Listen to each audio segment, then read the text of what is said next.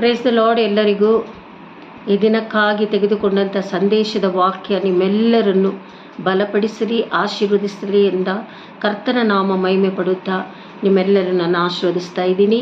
ಬನ್ನಿ, ಕರ್ತನ ನಾಮ ಮಹಿಮೆ ಪಡಿಸ್ಬಿಟ್ಟು ಆಮೇಲೆ ವಾಕ್ಯದ ಕಡೆಗೆ ಹೋಗೋಣ. ನಿಮ್ಮ ವಾಕ್ಯಗಳನ್ನು ಕೊಡುವಂಥ ವಾಕ್ಯಗಳನ್ನು ಬರೆದುಕೊಳ್ಳುವುದಕ್ಕೆ ಸಿದ್ಧತೆಯಾಗಿ ನಿಮ್ಮ ಎಲ್ಲ ಬರೆದಿಟ್ಕೊಳ್ಬೇಕೆಂದು ವಿನಯವಾಗಿ ನಾನು ಕೇಳ್ಕೊಳ್ತಾ ಇದ್ದೀನಿ. ಕರ್ತನ ನಾಮ ಮಹಿಮೆ ಪಡಬೇಕು, ನಮ್ಮದಲ್ಲ. ಬನ್ನಿ, ಕರ್ತನ ನಾಮವನ್ನು ಘನಪಡಿಸೋಣ. ಹಾಲೆಲೂಯ.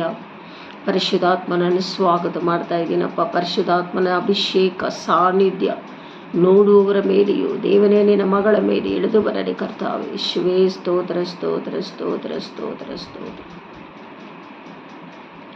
ಕೃಪೆ ಕೃಪೆ ಕೃಪೆ ಯೇಸು ಅಪ್ಪ, ಎಲ್ಲ ನಿನ್ನ ಕೃಪೆ. ನನ್ನ ಜೀವನ ಸಾಗುತ್ತಿರುವುದು ನನ್ನ ಬಲದಿಂದಲ್ಲ, ನಾ ಮಣ್ಣನಿರದೆ ಮಗುವುದು ನನ್ನ ಸಾಮರ್ಥ್ಯದಿಂದಲ್ಲ. ನನ್ನ ಜೀವನ ಸಾಗುತ್ತಿರುವುದು ನನ್ನ ಬಲದಿಂದಲ್ಲ, ನಾ ಮಣ್ಣಲಿರದೆ ಉಸಿರಾಡುವುದು ನನ್ನ ಸಾಮರ್ಥ್ಯದಿಂದಲ್ಲ. ಗಣನೆಗೆ ಬಾರದಂತ ನನ್ನ ಗಣನೆಯ ಮಾಡಿತು ನಿನ್ ಕೃಪೆ.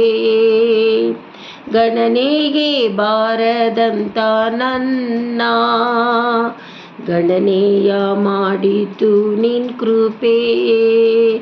ಕೃಪೆಯೇ ಕೃಪೆಯೇ ಕೃಪೆ ಯೇಸು ಅಪ್ಪ, ಎಲ್ಲ ನಿನ್ನ ಕೃಪೆ.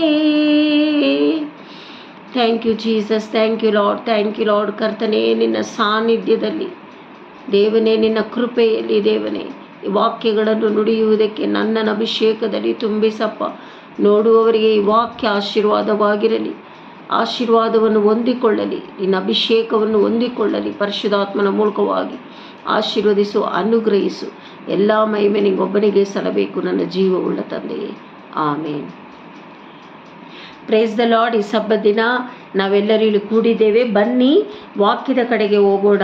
ಕೀರ್ತನೆ 119 65ರಿಂದ 72ವರೆಗೂ ಏನಿಲ್ಲಿ ಕೀರ್ತನೆಗಾರನು ಮಾತಾಡ್ತಾ ಇದ್ದಾನಂದರೆ, ದಾವೀದನನ್ನೇ ನೆನೆಸ್ಕೊಳ್ಳಿ. ಅರ್ಥ ಆಯ್ತಾ?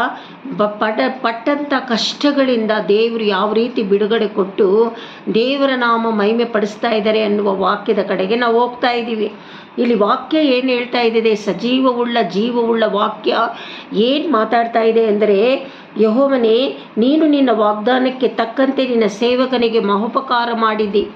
ನೋಡಿ, ದೇವರು ಕೊಟ್ಟಿರುವ ವಾಗ್ದಾನ ಯಾವತ್ತು ನಾವು ಮರೆತರೂ ದೇವರು ಮರೆಯೋದಿಲ್ಲ. ದೇವರು ವಾಗ್ದಾನಗಳನ್ನು ನೆರವೇರಿಸಿಕೊಟ್ಟಿದೆಯಲ್ಲ ದೇವರೇ.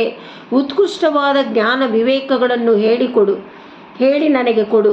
ನಿನ್ನ ಆಜ್ಞೆಗಳನ್ನು ನಂಬಿಕೊಂಡಿದ್ದೇನಲ್ಲ. ಕಷ್ಟಾನುಭವಕ್ಕಿಂತ ಮುಂಚೆ ತಪ್ಪಿ ಹೋಗುತ್ತಿದ್ದೆನು, ಈಗಲಾದರೂ ನಿನ್ನ ನುಡಿಗಳನ್ನು ಕೈಗೊಳ್ಳುತ್ತೇನೆ ಅಂತ ವಿನಯವಾಗಿ ವಾಕ್ಯದ ಪ್ರಕಾರವಾಗಿ ಮಾತಾಡ್ತಾ ಇದ್ದಾರೆ ಕೀರ್ತನೆಗಾರನು. ಅರ್ಥ ಆಯ್ತಾ ದೇವರ ಮಕ್ಕಳೇ? ನಮ್ಮ ಅಭಿಷಕ್ತರೆಲ್ಲ ಇದೇ ರೀತಿಯಾಗಿ ಮಾತನಾಡಬೇಕು, ಕರ್ತನ ನಾಮ ಮಹಿಮೆ ಪಡಿಸೋದಕ್ಕೆ. ಕಷ್ಟಾನುಭವಕ್ಕಿಂತ ಮುಂಚೆ ತಪ್ಪಿ ಹೋಗುತ್ತಿದ್ದನು, ಈಗಲಾದರೂ ನಿನ್ನ ನುಡಿಗಳನ್ನು ಕೈಗೊಳ್ಳುತ್ತೇನೆ. ನೀನು ಒಳ್ಳೆಯವನು, ಒಳ್ಳೆಯದನ್ನು ಮಾಡುವವನು ಆಗಿದೆ. ಯಾಕೆಂದರೆ ದೇವರು ಒಳ್ಳೆಯವರು, ಮನುಷ್ಯರಲ್ಲ, ದೇವರು ಒಳ್ಳೆಯವರು. ನಿನ್ನ ನಿಬಂಧನೆಗಳನ್ನು ನನಗೆ ಬೋಧಿಸು. ನೀನು ಯಾವ ರೀತಿ ನಾವು ನಡ್ಕೊಳ್ಬೇಕು ದೇವರೇ, ನಮಗೆ ಬೋಧಿಸು ಅಂತ ಇಲ್ಲಿ ಕೀರ್ತನೆಗಾರನು ಮಾತಾಡ್ತಾ ಇರೋದು. ಗರ್ವಿಷ್ಠರು ನನಗೆ ವಿರೋಧವಾಗಿ ಸುಳ್ಳು ಕಲ್ಪಿಸಿದ್ದಾರೆ. ನನಗಾದರೂ ಪೂರ್ಣ ಮನಸ್ಸಿನಿಂದ ನಿನ್ನ ನೇಮಗಳನ್ನು ಕೈಗೊಳ್ಳುವೆನು. ಕೊಬ್ಬಿನಂತೆ ಅವರ ಬುದ್ಧಿ ಮಂದವಾಯಿತು, ನಾನಾದರೂ ನಿನ್ನ ಧರ್ಮಶಾಸ್ತ್ರದಲ್ಲಿ ಉಲ್ಲಾಸ ಪಡುತ್ತೇನೆ. ನೋಡಿ, ಕೊಬ್ಬಿದ ಮನಸ್ಸುಳ್ಳವರು ಇದ್ದಾರೆ. ಆ ಕೊಬ್ಬಿದ ಮನಸ್ಸುಳ್ಳವರು ನಾವು ನೋಡಬಾರದು. ದೇವರ ನಾಮ ಮಹಿಮೆ ಪಡಿಸುತ್ತಾ ನಮ್ಮ ಪೂರ್ಣ ಮನಸ್ಸಿನೊಂದಿಗೆ ಆತನನ್ನು ಮಹಿಮೆ ಪಡಿಸ್ತಾ ಇರಬೇಕು. ಅರ್ಥ ಆಯ್ತಾ ದೇವರ ಮಕ್ಕಳೇ? ಹಾಗಾದರೆ ನೀನು ಕಷ್ಟಾನುಭವ ಹಿತಕರವಾಯಿತು, ಆದ್ದರಿಂದಲೇ ನಿನ್ನ ನಿಬಂಧನೆಗಳನ್ನು ಕಲಿತೆನು. ನೀನು ಉಸಿರಿದ ಧರ್ಮಶಾಸ್ತ್ರವು ಸಾವಿರಾರು ಚಿನ್ನ ಬೆಳ್ಳಿ ನಾಣ್ಯಗಳಿಗಿಂತಲೂ ನನಗೆ ಅತಿ ಪ್ರಿಯವಾಗಿದೆ. ಈ ಧರ್ಮಶಾಸ್ತ್ರ, ಈ ಸತ್ಯವೇದ ವಾಕ್ಯವು ಎಲ್ಲದಕ್ಕಿಂತ ಚಿನ್ನ ಬೆಳ್ಳಿ ವಜ್ರ ವೈಡೂರ್ಯಕ್ಕಿಂತ ಅತಿ ಶ್ರೇಷ್ಠವಾದದ್ದು, ಜೀವವುಳ್ಳದ್ದು.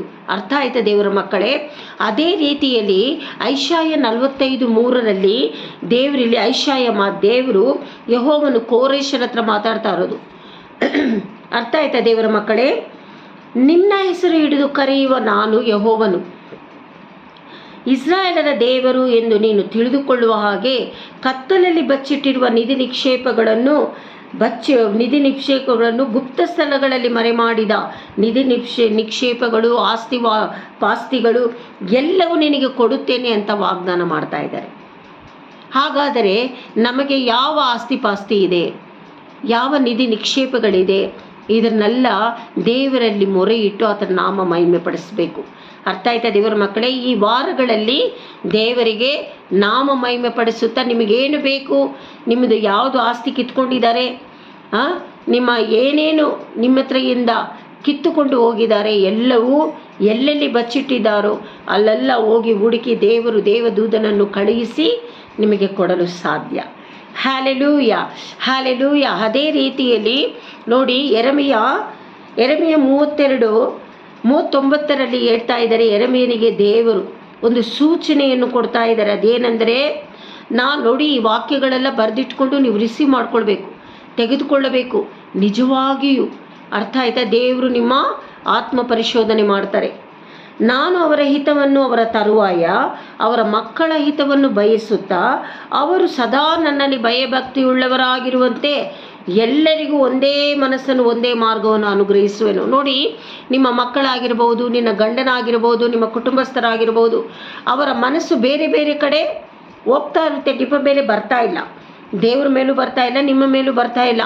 ಅಂಥವ್ರನ್ನೆಲ್ಲ ನಿಮ್ಮ ಮಕ್ಕಳು, ಕುಟುಂಬಸ್ಥರ ಎಲ್ಲರನ್ನು ಕೂಡಿಸಿ ನಿಮಗೆ ಹಿತ ಮಾಡುತ್ತೇನೆ ಅಂತ ದೇವರು ಇಲ್ಲಿ ವಾಗ್ದಾನ ಕೊಡ್ತಾ ಇದ್ದಾರೆ. ಒಂದೇ ಮಾರ್ಗವಾಗಿ ನಡೆಯತಕ್ಕ ಹಾಗೆ ನೀವೆಲ್ಲರೂ ಒಟ್ಟಾಗಿ ಒಬ್ಬರಿಗೊಬ್ಬರು ಮಾತನಾಡ್ಕೊಳ್ಳೋದು, ಒಬ್ಬರಿಗೊಬ್ಬರು ಸುಖ ಸಂತೋಷ ಹೇಳ್ಕೊಳ್ಳೋದು, ಒಬ್ಬರಿಗೊಬ್ಬರು ಸಮಾಧಾನ ಹೇಳೋದು, ಒಬ್ಬರಿಗೊಬ್ಬರು ಎಲ್ಲರೂ ಆಲಯಕ್ಕೆ ಹೋಗೋದು, ಇದನ್ನೆಲ್ಲ ದೇವರು ಮಾಡ್ತೀನಿ ಅಂತ ವಾಗ್ದಾನ ಕೊಡ್ತಾ ಇದ್ದಾರೆ. ಈ ವಾಗ್ದಾನವನ್ನು ನಂಬಿಕೆಯಿಂದ ನೀವು ಹಿಡ್ಕೊಳ್ಬೇಕು ದೇವರ ಮಕ್ಕಳೇ. ನಂಬಿಕೆ, ಅದರಲ್ಲಿ ಸ್ವಲ್ಪವೂ ಡೌಟ್ ಬರಬಾರ್ದು, ಸಂದೇಹ ಬರಬಾರ್ದು. ದೇವರು ಮಾಡೇ ಮಾಡ್ತಾರೆ. ಕಾರಣ ಇದು ಸಜೀವವಾದ ವಾಕ್ಯ. ಈ ವಾಕ್ಯವನ್ನು ನನಗೂ ನಿಮಗೂ ಎಲ್ಲರಿಗೂ ಅಷ್ಟೇ ಇದು ನಾವು ರಿಸೀವ್ ಮಾಡಿಕೊಂಡು ಕರ್ತನ ನಾಮ ಮಹಿಮೆ ಪಡಿಸಬೇಕು. ಈ ವಾರಗಳಲ್ಲಿ ನೀವು ಏನು ಮಾಡಬೇಕು? ಆಸ್ತಿಪಾಸ್ತಿಗಳೆಲ್ಲ ದೇವರು ನಿಮಗೆ ವಾಪಸ್ ಕೊಡ್ತಾರೆ ಅಂತ ಮಾತಾಡ್ತಾ ಇದ್ದಾರೆ. ಮತ್ತು ನಿಮ್ಮ ಕುಟುಂಬಸ್ಥರು, ನಿಮ್ಮ ಮಕ್ಕಳು ಬೇರೆ ಕಡೆ ಅವರ ಮನಸ್ಸು ಹೋಗ್ತಾ ಇರೋದನ್ನೆಲ್ಲ, ಅವರ ಮನಸ್ಸನ್ನೆಲ್ಲ ಒಂದೇ ಕಡೆ ತಿರುಗಿಸಿ ನಿಮ್ಮನ್ನೆಲ್ಲ ಒಟ್ಟುಗೂಡಿಸ್ತೀನಿ ಅಂತ ಹೇಳ್ತಾ ಇದ್ದಾರೆ.